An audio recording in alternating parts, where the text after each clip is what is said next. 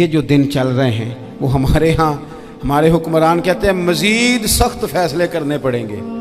اور میں نے کہا تمہارے لیے تو آسان ہے، اس لیے کہ تم تو جس دفتر میں بیٹھ کے فیصلہ کرتے ہو اس کی تو بتی کوئی نہیں جاتی، تمہیں کیا پتا ہو، وہاں تو اے سی بھی 1 منٹ کے لیے بند نہیں ہوتا۔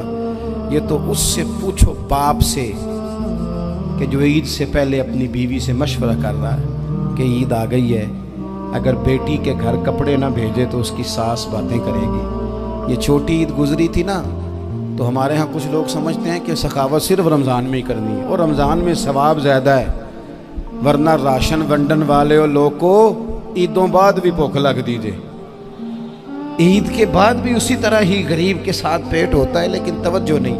ایک تو ذوق علم پیدا کریں، ہم نے اس عید پہ کوشش کرنی ہے کہ ہماری گلی میں، ہمارے محلے میں، ہمارے دائیں بائیں تھوڑا سفر کریں، بچوں کو دیکھیں، سرکاری سکول سے نکلتے بچوں کو دیکھیں، مساجد مدارس سے نکلتے بچوں کو دیکھیں، ہم نہ ایک ایک دو دو کا ساتھ دیں۔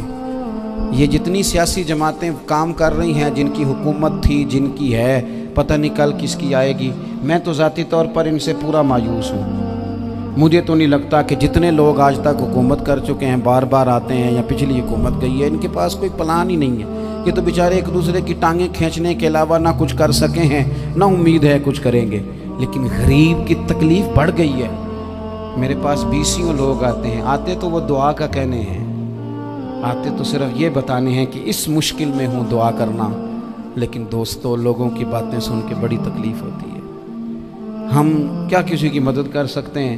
ہمارے لیے تو مدارس چلانے مشکل ہیں، لیکن لوگ اذیت کا شکار ہیں، ذہنی کرب کے نیچے لوگ آ گئے، اتنی بڑی اذیتیں کھڑی کر دی گئی ہیں۔ تھوڑا تھوڑا دیکھو، 2 کا کھانا 3 بھی تو کھا ہی سکتے ہیں نا، 3 کا کھانا 4 بھی تو کھا ہی سکتے ہیں نا۔ میرے محبوب نے ہمیں یہ نہیں کہا تھا زیادہ گوشت پکانا، بلکہ رسول پاک نے تو رنگ ہی بڑا سادہ دیا ہے۔ کریم نے فرمایا عائشہ شوربہ ذرا زیادہ کر لو، پڑوسیوں کو بھی سالن دے دیں گے، تھوڑا شوربہ زیادہ کر لو، اسی کو بڑھا لو، تھوڑا شوربہ بڑھا لیں، تھوڑا تھوڑا ایک دوسرے کی مدد کریں، دست شفقت رکھیں۔ گلیوں میں سنسان لوگ، اب تو لوگ ایک دوسرے سے دکھ بھی نہیں کہتے، وہ کہتے ہیں دینا کسی نے ہے کچھ نہیں، اور تماشا الگ سے بن جائے گا۔ دوستو ہم نے خود ایک دوسرے کا ہاتھ بٹانا ہے۔ جو لوگ صاحب ثروت ہیں، دیکھو ایک ہی باپ کی اولاد ہوتی ہے، ایک کو اللہ بڑا نواز دیتا ہے، 2-3 کمزور رہ جاتے ہیں، اس کو چاہیے وہ دوسروں پہ دست شفقت رکھے۔ ایک گلی میں سارے لوگ ایک ہی قبیلے کے، ایک ہی علاقے کے، ایک آگے نکل گیا ہے، اسے چاہیے وہ دوسروں کا خیال کرے۔ عزیز بھائیوں، ہم نے اس کمر توڑ مہنگائی کے دور میں، تقریر تو میں کر رہا ہوں، یہ کسی اور نے کیسے شروع کر دی؟ اس وقت میرا ٹائم ہے جی تقریر کا، اور کوئی نہیں کرے گا، خاموشی سے بیٹھے، اللہ آپ کو جزائے خیر دے۔ آپ لوگ اگر بیٹھ جائیں گے تو اچھا رہے گا، پچھلوں کو بھی آسانی ہو جائے گی۔ پیچھے آپ کے لوگ تکلیف میں ہیں، نہیں پیچھے دیکھنے کو نہیں کہا، بیٹھنے کو کہا، اگر آسانی سے بیٹھ سکیں اللہ آپ کو جزائے خیر عطا فرمائے۔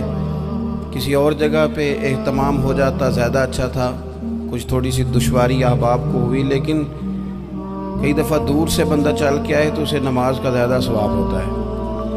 تو آپ تھوڑا سا، ہمارا گفتگو کا وقت ہے، لمبا نہیں، آپ اگر اطمینان سے بیٹھ جائیں گے تو 2-4 باتیں اپنی بساط کے مطابق عرض کرنے کی کوشش کروں گا، اللہ توفیق عطا فرمائے۔ سب سے پہلی بات تو یہ ہے کہ یہ دستار فضیلت ہے طلباء کا۔ علم کا لغوی معنی جاننے کے ہوتے ہیں۔ علم حاصل کیا جاتا ہے کسی چیز کی معرفت کو حاصل کرنے کے لیے۔ جب ہم کوئی علم حاصل کرتے ہیں تو ہم یہ چاہتے ہیں کہ ہمیں اس چیز کے نفع اور نقصان کا پتہ چل جائے، اور جب ہم دینی علم حاصل کرتے ہیں تو اس کا مقصد یہ ہوتا ہے کہ ہمیں رذائل اور خسائل ان دونوں کی خبر ہو جائے، خیر کیا ہے شر کیا ہے اس میں تمیز کا ملکہ ہمیں نصیب ہو جائے، اچھائی اور برائی کھل کر ہمارے سامنے واضح ہو جائے۔ یہ مقصود ہوتا ہے علم سے۔ علم سے، تعلیم سے مقصد زیادہ باتیں کرنا نہیں ہوتا۔ ایک آدمی بہت زیادہ باتیں کرتا ہے تو شاید بڑا عالم ہے، ایک شخص بہت زیادہ گفتگو کرتا ہے تو اس کے پاس معلومات زیادہ، ایسا نہیں، بلکہ حضرت عبداللہ ابن مسعود رضی اللہ تعالیٰ عنہ سے جب کسی نے پوچھا تھا کہ بڑا عالم کون ہوتا ہے، تو آپ فرمانے لگے جو رب سے زیادہ ڈرے وہ بڑا عالم ہے۔ اور دلیل انہوں نے یہ دی کہ اللہ کریم نے قرآن مجید میں فرمایا ہے کہ انما یخشی اللہ من عبادہ العلماء، اللہ کے بندوں میں سے جو عالم ہیں وہ رب سے ڈرتے ہیں۔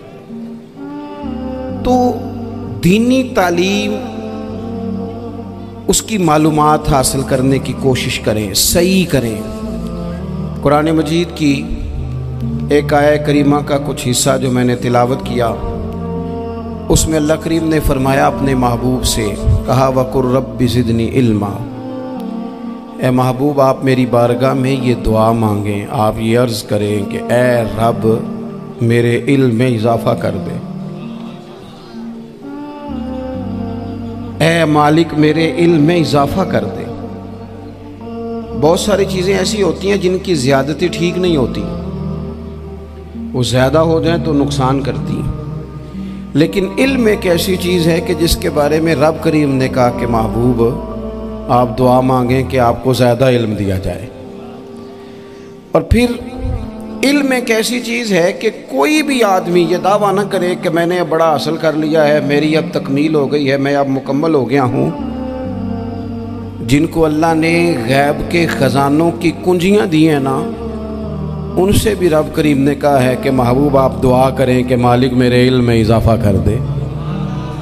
تو جب وہاں تک یہ بات ہے تو پھر عام آدمی کو بھی چاہیے کہ وہ اپنی معلومات میں اضافے کا شوق پیدا کرے۔ اور تیسری بات یہ کہ جو حضور کے علم شریف پر بات کرتے ہیں وہ بھی اس آیت سے سیکھیں کہ حضور کا علم تو ہر روز رب اس میں اضافہ فرما رہا ہے، تو ہر روز اضافہ ہو رہا ہے۔ وَلَلْآخِرَةُ خَيْرٌ لَكَ مِنَ الْأُولَىٰ، ہر روز ترقی ہو رہی ہے حضور کے علم شریف کی بھی۔ تو ہمارے ہاں زیادہ تر لوگ بات اس لیے سیکھتے ہیں کہ میں کوئی کہیں سے مسئلہ سیکھوں گا پھر جا کے اپنی مسجد کے امام کو تنگ کروں گا کہ وہاں تو میں یہ سن کے آیا ہوں تو یہاں یہ کام کیوں نہیں ہوتا۔ میں کوئی بات سیکھوں گا تو پھر میں اس سے بحث کا دروازہ کھولوں گا۔ علم کا مطلب ہی اپنے آپ کو سنوارنا ہے۔ معلومات حاصل کرنے کا مطلب یہ کہ آپ کے عمل میں پختگی آئے، آپ کے کردار میں پختگی آئے، آپ نے جو سیکھا ہے آپ اس کے مطابق اپنے آپ کو ڈھالیں۔ مسلم شریف میں موجود ہے، نبی پاک صلی اللہ علیہ وسلم نے دعا مانگی ہے، اے اللہ میں اس علم سے تیری پناہ مانگتا ہوں جو علم تو ہو پر نفع والا نہ ہو۔ جس بندے کے علم نے اسے نفع نہیں دیا، وہ کچھ سیکھ نہیں سکا اس سے، تو اس کا علم کسی کو کیا نفع دے گا؟ جب خود سے اس نے، اور صوفیہ کرام تو فرماتے ہیں کہ جو لوگ بڑی معلومات حاصل کر لیں، بڑی باتیں سیکھ لیں، پنچایت میں کسی کو بولنے نہ دیں، گھر میں کسی کو بولنے نہ دیں، بہت سارے لوگ تو علماء کو بھی مشورہ دیتے ہیں، بڑی باتیں کرے لیکن عمل کے لحاظ سے بندہ زیرو ہو تو اہل دل فرماتے ہیں اس کی صحبت سے بچو۔ اسے بڑا پتہ ہے، بڑی باتیں آتی ہیں، بڑی باتیں کرتا ہے، لیکن گفتگو کی حد تک تو بہت بڑا ہے، عمل کے معاملے میں صفر ہے۔ بہت سارے لوگ مسجد کے حجرے میں میٹنگ ہو رہی ہوتی ہے اور وہ لمبی دلیلیں اور مشورے دے رہے ہوتے ہیں، نماز کا ٹائم آ جائے تو اٹھ کے چلے جاتے ہیں، کہتے ہیں میں اپنے محلے دی مسیتیں پڑھنی ہیں۔ کئیوں کو کام یاد آ جاتا ہے۔ فرمایا کہ شخص کے پاس معلومات بڑی ہوں لیکن عمل کے معاملے میں بندہ زیرو ہو تو اسے بچنا کیوں؟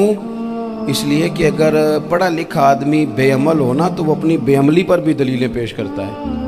وہ کہتا ہے میں یہ کام نہیں کرتا تو یہ میرے پاس دلیل ہے، وہ تو بے عملی کو بھی مزین کر دے گا معاذ اللہ۔ تو دینی تعلیم ایک تو حاصل اس لیے کریں کہ ہم نے اپنے آپ کو سنوارنا ہے، اور دوسرا علم کا شوق طبیعت میں ہو۔ دیکھیں نا، اللہ کے حبیب صلی اللہ علیہ وسلم نے فرمایا ہے کہ جو علم کے رستے پہ چل پڑا وہ جنت کے رستے پہ چل پڑا ہے۔ جمعوں میں، محفلوں میں کانوں کے ذائقے کے لیے نہ آئیں، اس لیے آئیں کہ میرے علم میں، میرے عمل میں یہ کوئی اضافے کی بات بنے گی، میں کوئی نصیحت حاصل کروں گا تو میرے دل کا زنگ اترے گا۔ ہمارے ہاں یہاں لوگ مزے کے لیے آتے ہیں، اور آج کل لوگ فوٹو کے لیے آتے ہیں۔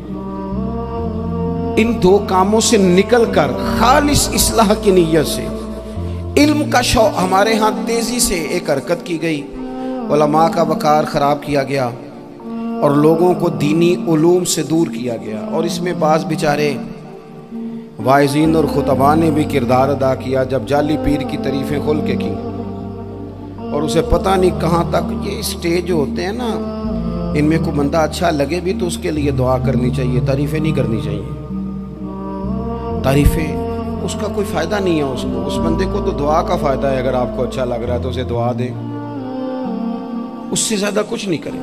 اور ہمارے ہاں جناب وہ نقیب محفل بیچارے کی شامت آ جاتی ہے اگر تعریفیں تھوڑی کرے تو کہتے ہیں انہوں تو نام ہی نہیں لینا ہوتا، وہ بھائی اس کے نام لینے سے آپ کا قد اونچا ہوتا ہے۔ تو علم اور عالم ان دونوں چیزوں سے قوم کو دور کیا گیا، دینی تعلیمات کا فقدان ہے۔ جو میٹرک تک لوگ 60-70 کتابیں پڑھ جاتے ہیں انہیں بھی قرآن پاک ٹھیک سے نہیں پڑھنا آتا، دور کیا گیا۔ آپ مجھے بتائیے، چلیں ایک مسجد ہی آپ دیکھ لیں، اس مسجد کے اندر اگر ایک طرف ایک عالم دین مشکات شریف کھول کے بیٹھے ہوں، حدیث پاک کا درس ہو رہا ہے، یا بہار شریعت کھول کے بیٹھے ہیں، فقہی مسائل بیان کیے، اور اسی مسجد میں ایک بابا جی جبہ پہن کے تگڑا سا بڑی سی پگڑی باندھ کے اور 500 دانے والی تسبیح لے کے بیٹھے ہیں، اب ایک بندہ اندر آتا ہے تو وہ کدھر جائے گا، عالم کی طرف کہ بابا جی کی طرف؟ وہ کیوں جا رہا ہے بھلا بابا جی کی طرف؟ وہ اس لیے کہ ہم نے اسے یہ بتایا ہی نہیں کہ جس طرح سبحان اللہ سبحان اللہ سبحان اللہ پڑھنا عبادت ہے نا، اسی طرح دارابا پڑھنا بھی عبادت ہے۔ اسے ہم نے بتایا نہیں کہ جب تک علم کے رستے میں رہنا بھی عبادت ہے، جب تک اسے یہ سمجھ نہیں نہ آئے گی کہ جس طرح وظائف کی کتاب پڑھنا عبادت ہے اسی طرح مشکات شریف پڑھنا بھی عبادت ہے، حدیث بخاری کا درس لینا بھی عبادت ہے، مسلم شریف کی احادیث پر اپنے اساتذہ سے بیٹھ کر دروس پانا بھی عبادت۔ جب تک یہ پورا مزاج دیکھیں نا، نبی پاک صلی اللہ علیہ وسلم نے فرمایا رات کی ایک گھڑی بھر دین سیکھ لینا ساری رات نفل پڑھنے سے بہتر ہے۔ اب ہمیں سمجھنا چاہیے کہ کتاب پڑھ کے بھی بندہ رب رسول تک پہنچ سکتا ہے، کتاب و سنت رستہ آسان کرتے ہیں، لیکن ہمارے ہاں کیا مزاج دیا گیا ہے، بابا جی کے پاس چلو، ضرور جائیں بابا جی اگر نیک ہیں تو منع کوئی نہیں کر رہا، لیکن جو سوچ ہمیں حضور نے دی ہے ہم نے اسی سوچ کے مطابق اپنے معاملات کو ترتیب دینا ہے نا۔ اب ایک بات میں نے آپ سے پوچھی اور آپ نے کہا قوم ساری بابا جی کی طرف جائے گی، حدیث پاک کس طرح ہے؟ اللہ کے محبوب مسجد شریف میں تشریف لائے، دونوں جانب لوگوں کے حلقے بنے ہوئے ہیں، لوگ بیٹھے ہوئے ہیں، ایک حلقے میں لوگ اللہ کی یاد کر رہے ہیں، ذکر ہو رہا ہے، ایک حلقے میں بیٹھ کے ایک عالم کتاب و سنت کا درس دے رہے ہیں، ایک صحابی اور باقی سن رہے ہیں۔ خاص توجہ کریں نوجوان میری بات پر، رسول کریم صلی اللہ علیہ وسلم دونوں کے بیچ کھڑے ہو گئے اور کریم نے فرمایا دونوں محفلیں خیر کی ہیں، دونوں ہی حلقے خیر کے ہیں، اور پھر حضور فرمانے لگے مجھے چونکہ رب نے استاد بنا کے بھیجا ہے، میں چونکہ معلم بن کے آیا ہوں، یتلو علیکم آیاتنا ویزکیکم، میں چونکہ کتاب و سنت کی تعلیم کے لیے آیا ہوں۔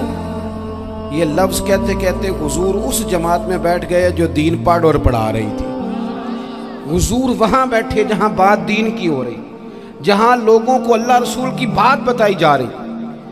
تو جمعے میں وقت پہ آئیں، اپنی دینی معلومات مضبوط کریں اور اپنے لیے مضبوط کریں۔ میں آپ کو بڑے درد سے یہ بات عرض کرتا ہوں،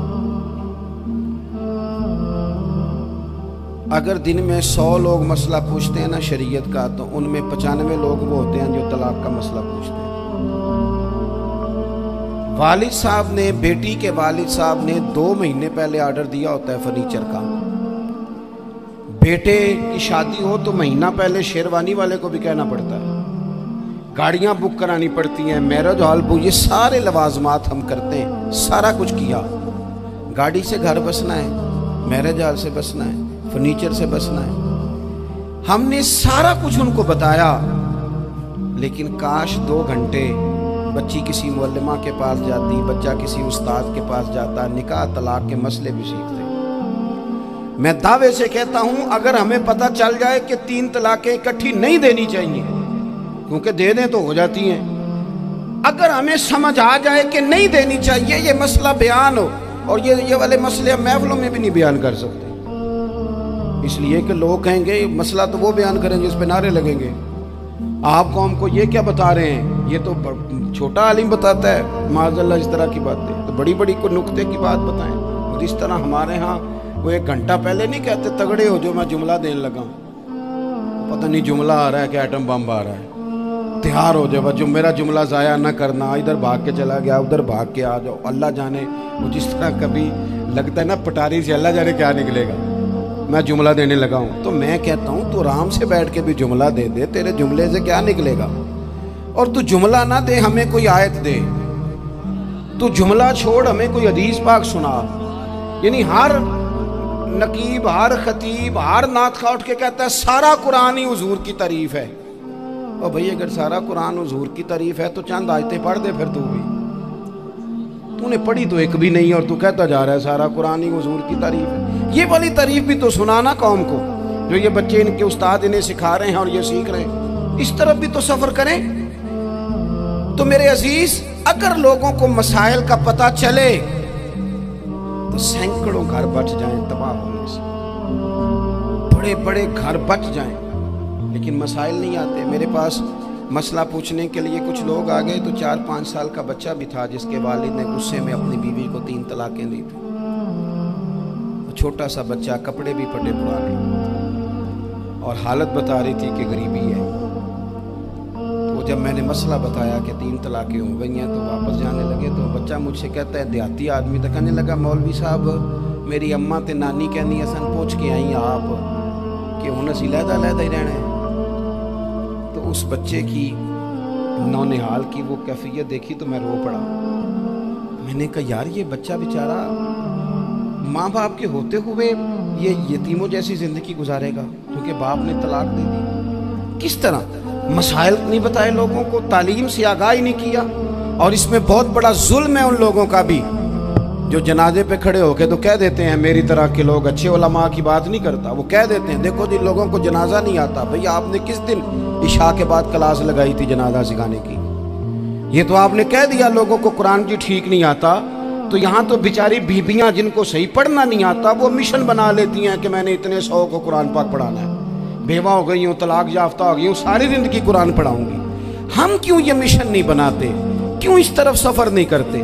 ایک تو دینی معلومات میں، دینی علوم میں اپنے آپ کو لگائیں اور ذوق پیدا کریں کہ جو چیزیں مجھے نہیں آتی میں نے وہ سیکھنی ہے، جو معاملات مجھے نہیں آتے میں نے ان کی طرف سفر کرنا ہے۔ ایک تو اپنا یہ مزاج بنائیں، اور جب آپ دینی علوم سیکھتے ہیں تو پتہ ہے کون سا منظر قائم ہوتا ہے؟ منظر وہ بنتا ہے کہ حضرت ابو ہریرہ بھی دین سیکھا کرتے تھے، حضرت عبداللہ ابن عمر بھی اصحاب صفہ میں رہا کرتے تھے، حضرت انس بن مالک بھی رہا کرتے تھے، اور ایسا منظر بنتا ہے کہ حضرت سیدہ خدیجہ الکبریٰ رضی اللہ تعالیٰ عنہ فرماتی ہیں سیدہ فاطمہ حضور کی گود میں بیٹھی ہوتی تھی اور نبی پاک سے باتیں پوچھتی تھی اور حضور انہیں بتا رہے ہوتے تھے، سیدہ عائشہ حضور سے دین کی باتیں پوچھتی۔ چوتھا حصہ ہماری فقہ کے اصول حضرت فاطمہ کی، حضرت عائشہ صدیقہ کی مرویات پر مبنی ہے۔ اگر ہماری بچیاں چھوڑ دیں ڈائجسٹ پڑھنا، چھوڑ دیں ادھر ادھر کی مووی دیکھنا، اور وہ کتاب و سنت پر آ جائیں تو بہت سارے مسائل ایسے ہیں جو الجھنے سے پہلے ہی سلجھے ہوئے ہوں۔ دینی تعلیم کا مزاج اور ذوق۔ اور دوسری آیت کریمہ میں نے تلاوت کی، اللہ کریم نے قرآن مجید میں فرمایا یا ایھا الذین آمنوا قوا انفسکم واہلیکم نارا، اے ایمان والو خود بھی دوزخ کی آگ سے بچو اور اپنے گھر والوں کو بھی بچاؤ۔ او والد، وہ ماں جو بچوں کو بھوک سے بچانے کے لیے محنت کرتی ہے، ان کو مایوسی سے بہت سارے ماں باپ ایسے ہوتے ہیں جن کے پاس کپڑے لینے کے پیسے نہیں ہوتے عید پہ، کیوں؟ اذان شروع کی، اذان سنیں جی بھائی۔ جس طرح ہم اپنے بچوں کو دیکھیں، بہت سارے ماں باپ کے پاس گنجائش نہیں ہوتی، لیکن اس نیت سے کہ بچوں کے دل ٹوٹ جائیں گے، عید پہ کیسے گزارا کریں گے، مشکل سے بھی کپڑے خرید کے دیتے، اس طرح ہم اپنے بچوں کو بھوک سے، پیاس سے، مایوسی سے بچاتے ہیں، اس طرح ہمارے رب نے ہمارے ذمے لگایا کہ تم اپنے بچوں کو کوشش کرو دوزخ کی آگ سے بچانے کی۔ حضرت عمر فاروق رضی اللہ تعالیٰ عنہ نے عرض کیا تھا، یا رسول اللہ صلی اللہ تعالیٰ علیہ وسلم، اس آیہ کریمہ کا معنی کیا ہے؟ تو محبوب کریم علیہ السلام نے فرمایا، عمر، جن چیزوں کا اللہ تمہیں حکم دیتا ہے تم اپنے گھر والوں کو ان چیزوں کا حکم دو، جن چیزوں سے رب رسول تمہیں منع کرتے ہیں اپنے گھر والوں کو ان سے روکو، اپنے گھر کے اندر نفاذ دین کرنے کی کوشش کرو۔ میرے بھائی، بہت زیادہ آزمائش ہے ہمارے گھروں میں، بے چینیاں ہیں، اضطراب ہے، بچوں میں سختی ہے، بہن بھائی ایک دوسرے کے ساتھ لڑتے ہیں، مزاجوں میں تلخی آ گئی۔ کیوں بھلا؟ اس لیے کہ ماں باپ کو جو بہترین کردار اور جو حسین طریقہ گھر میں اپنانا چاہیے تھا، بچے تقریر باہر سے سنتے ہیں لیکن وہ فالو اپنے ماں باپ کو کرتے ہیں۔ اگر ماں باپ میں حوصلہ ہو، صبر ہو، اطمینان ہو، خودداری ہو، تھوڑے پر گزارا کرنے کا مزاج ہو، دیکھیں نا آج ڈپریشن ہے، ٹینشن ہے، پینکس اٹیکس ہیں، بڑی ساری چیزیں آ گئی ہیں۔ کیوں بھلا؟ صبر نہیں، تحمل نہیں، بردباری نہیں۔ آزمائے ایک دن ایک بچہ میرے پاس آ گیا مدرسے کا، اور آ کے وہ رونے لگا۔ میرے گھر والے کہنے لگے کھانا چھوڑ دیں، پہلے اس کی بات سن لے۔ میں نے کہا پتر کیا ہوا؟ کسی نے مارا ہے کسی استاد نے؟ کہنے لگے نہیں حضرت، گھر فون کیا تھا تو میری اماں اور ابا کی لڑائی ہو رہی ہے۔ بچہ کانپ رہا ہے، ٹانگیں کانپ رہی ہیں۔ میں نے کہا کیا ہو کیا گیا تمہیں پتر؟ لڑائی ہو رہی ہے تو گھروں میں ہو ہی جاتی ہے۔ کہنے لگے نہیں، آپ کو پتہ نہیں، وہ بڑا سخت لڑتے ہیں۔ میرے والد جب میری والدہ کو مارنے کے لیے آگے بڑھتے ہیں تو ہم سارے چار پنجوں کے نیچے چھپ جاتے ہیں، ہمیں خوف آتا ہے، وہ منظر خطرناک ہوتا ہے۔ یہ کون تکلیف دے رہا ہے اپنے بچوں کو؟ یہاں بیٹھے ہمارے ہاں میلوں دور رہتے تھے اس کے گھر والے، تو وہ تکلیف میں تھا، تو گھر میں کیا کیفیت ہوگی؟ اگر حوصلہ ہو، صبر ہو، قناعت ہو، اللہ کے دیے ہوئے تھوڑے رزق پر ہمیں راضی رہنا آتا ہو، ہمارے گھروں میں سکون آئے، اطمینان آئے، ہم جو زندگی بڑی خوشی خوشی گزار سکتے ہیں، ہمارے مزاجوں کا لالچ، ہماری طبیعتوں کی بے راہ روی، ہماری جھوٹی انا کا بت، ان ساری چیزوں کو ختم کر دیتا ہے۔ اپنی زندگی کے اندر اگر ہم وہ کردار اپنے بچوں کو دیں، جس کردار میں موبائل بھی ہو، جس میں گاڑی بھی ہو، جس میں پیسے بھی لا کے ابا دراز میں رکھتا ہو، لیکن والد کا گھر میں مصلی بھی موجود ہو، اس کی کوئی تسبیح بھی ہو، وہ یہ بھی کہتا ہو کہ خدا نے اپنے فضل سے آج 5000 دیا ہے تو اس میں 1000 غریبوں کا بھی ہے، اس میں تھوڑا سا میں نے اللہ کی رضا کے لیے بھی رکھا ہے۔ اگر کوئی مشکل آ جائے تو وہ باپ اور ماں کو صبر کرتا ہوا دیکھتے ہوں، اگر ایک باپ کر بات کرے تو دوسرا برداشت کرتا ہو۔ خدا را اپنی اولادوں کو اس اذیت کا شکار نہ کرو۔ اپنے گھروں کے اندر وہ خودداری، وہ پیار، وہ وقار، وہ محبت، وہ انداز۔ آپ تھکے ہوئے ہیں، کوئی شک نہیں، آپ بہت سارے مسائل کا باہر شکار ہوں گے، کوئی شک نہیں، لیکن آپ باہر سے تھک کے آئے ہیں، اور اگر آپ باہر اپنی فیکٹری کے مالک ہیں اور دفتر کے بڑے ہیں تو گھر میں بھی تو آپ بڑے ہیں نا، آپ کی ماں بھی تو انتظار کر رہی ہے، اس نے بھی تو دکھڑا سنانا ہے نا آپ کو۔ آپ یہ دیکھیے کہ آپ کے بچے بھی تو انتظار کر رہے ہیں، وہ چاہتے ہیں کہ ابا آ کے بیٹھیں تو ہم ان کے سینے پہ چڑھ کے تھوڑا کھیلیں۔ آپ کی اہلیہ منتظر ہیں، کچھ باتیں بیوی کسی اور سے نہیں کہہ سکتی، صرف اپنے شوہر سے کہتی ہے، لیکن وہ تو آتے ہی جلال میں آ گئے صاحب، وہ کہنے لگے تو بڑی نالائق ہے، میں تھکا ماندہ آیا ہوں اور تو نے مجھے کہانی سنا دی ہے۔ وہ اس خاتون سے شدت کے ساتھ پیش آنے لگے۔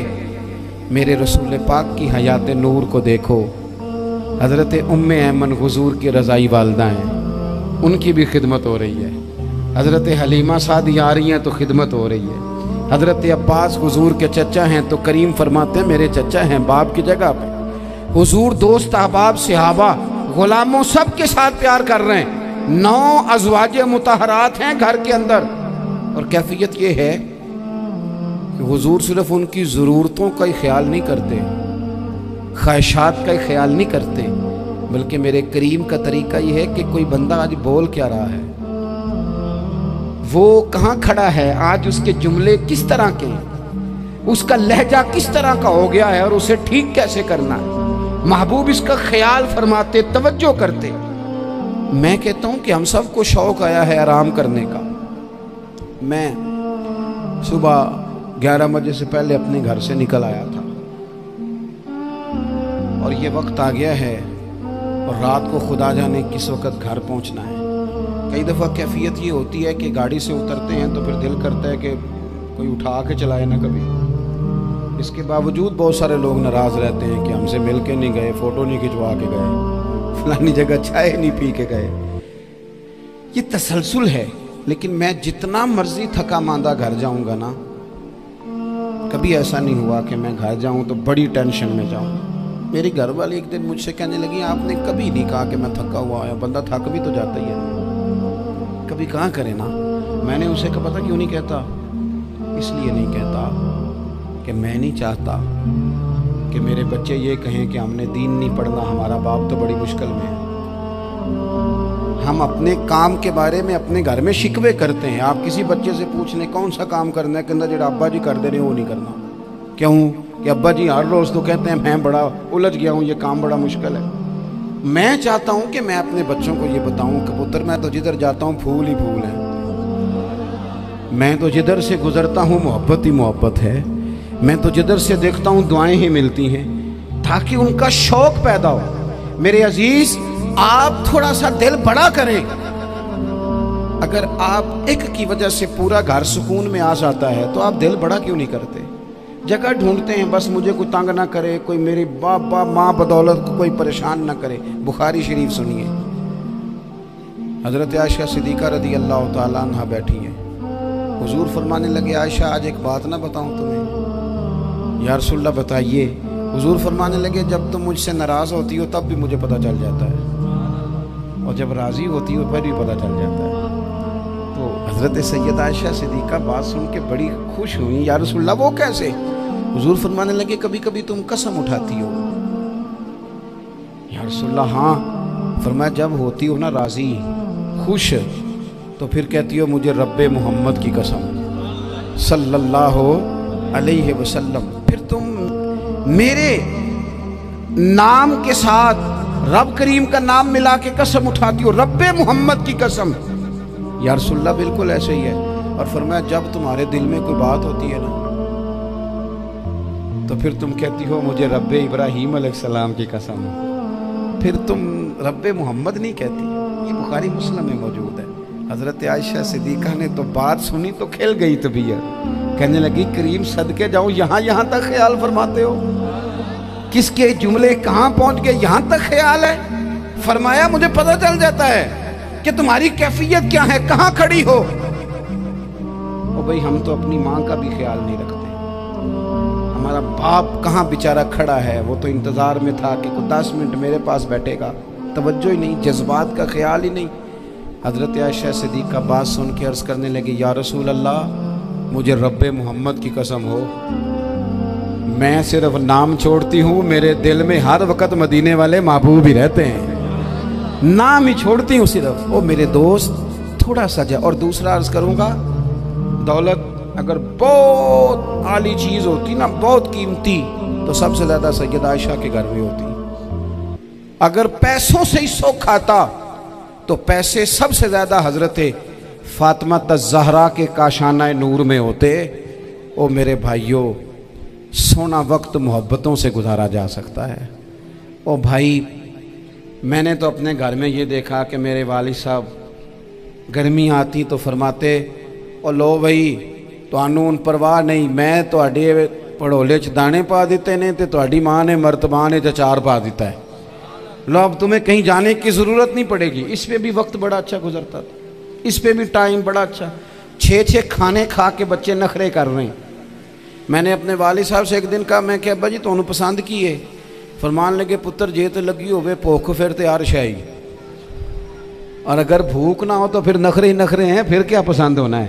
طبیعت نہیں۔ اپنے گھروں میں اپنے دوستوں میں اطمینان پیدا کریں، اضطراب سے باہر آئیں۔ اور ایک بات اور عرض کرنی ہے، یاد رکھنا تقریر باہر چلتی ہے، گھر میں نہیں چلتی۔ گھر میں عمل چلتا ہے. گھر جا کے آپ لیکچر دینا نماز پڑھا کرو، نماز پڑھا کرو، نماز پڑھا کرو، نماز پڑھا کرو، تو کوئی نہیں پڑھتے گھر والے. آپ گھر میں نماز خود شروع کر دیں. نبی پاک صلی اللہ علیہ وسلم نے فرمایا گھروں کو قبرستان نہ بناؤ، کچھ نفلی نمازیں گھر میں بھی پڑھا کرو. اللہ کے پیارے رسول صلی اللہ علیہ وسلم کا گھر مسجد نبوی کے بالکل ساتھ ہے، دروازہ حضور کے گھر کا مسجد میں کھلتا تھا. لیکن نبی کریم صلی اللہ علیہ وسلم کیا کرتے تھے؟ حضرت عائشہ صدیقہ فرماتی ہیں تہجد کی نماز گھر میں پڑھا کرتے تھے. گھر میں حضور تہجد کی نماز پڑھتے، اگرچہ گھر میں دشواری تھی. کچھ عبادات، کچھ نمازیں گھر کے اندر بھی انسان پڑھے. توجہ کرے. ویسے تو ہم ایک اذان سن چکے ہیں، لیکن یہ کوئی زیادہ ہی قریب ہے، اسے بھی سن ہی لیا جائے. اچھا جی سن لیں جی، اذان سن لیں. ویسے ایک ہی اذان سننا ضروری ہوتا ہے جب زیادہ ہو رہی ہوں. میں بھی بس بات سمیٹنے ہی لگا تھا، اذان کو مکمل ہو لینے دیں. ایک آخری گزارش آپ حضرات سے کرنی ہے. اتنا بڑا مجمع ہے، اتنے سارے لوگ تشریف لائے ہیں. ایک گزارش آپ حضرات کی خدمت میں رکھ کے بس میں نے بات کو سمیٹنا ہے. 2 باتیں میں نے آپ کی خدمت میں عرض کی ہیں. ایک تو دینی علم کا ذوق پیدا کریں، اور دوسرا اپنے گھروں میں تھوڑا ٹھہراؤ لائیں. تھوڑا سا اپنے، یہ بچوں کے دستار فضیلت کا اجتماع تھا اس لیے میں نے یہ بات عرض کی، اپنے گھروں میں تھوڑا حوصلہ قناعت لائیں. حضرت عائشہ صدیقہ رضی اللہ تعالیٰ عنہ فرماتی ہیں ایسا نہیں تھا کہ ہمارے گھر کے اندر مال نہیں آتا تھا، اللہ کے فضل سے بڑا کچھ آتا تھا، لیکن فرماتی ہیں ہم اثار کر دیا کرتے تھے. حضور کا مزاج اثار کر دینے کا ہے. یاد رکھنا شمع سے اگر کئی شمع جل جائیں تو اس کی روشنی میں کبھی کمی نہیں آتی. ہزاروں دیے بھی جل جائیں تو یہ دیے ماند نہیں پڑتے. مہنگائی بڑی زور کی ہو گئی، غریب آدمی کی آزمائش بڑھ گئی. ہمیشہ مہنگائی سے غریب لوگ متاثر ہوتے ہیں. امیروں کی تو چیزیں مہنگی ہو جاتی ہیں، وہ تو سنگل انہوں نے جمع کی ہوتی ہیں، مہنگی ہوتی ہیں تو ڈبل میں بیچتے ہیں. غریب پستا ہے. لیکن دکھ کی بات یہ ہے کہ ہم ایک دوسرے کا ساتھ نہیں دیتے. مقروض ذہنی اذیت کا شکار ہے. 3 دن ہے نا عید کے، تو ایک جوڑے سے بھی گزارے جا سکتے ہیں، ایک سے بھی. اکثر لوگ تو ویسے ہی عید کی نماز پڑھ کے سو جاتے ہیں، اور جو بیدار بھی ہیں وہ بھی کپڑے بدل کر. ہم نے اس عید پہ کوشش کرنی ہے کہ ہماری گلی میں، ہمارے محلے میں، ہمارے دائیں بائیں تھوڑا سفر کریں، بچوں کو دیکھیں، سرکاری سکول سے نکلتے بچوں کو دیکھیں، مساجد مدارس سے نکلتے بچوں کو دیکھیں.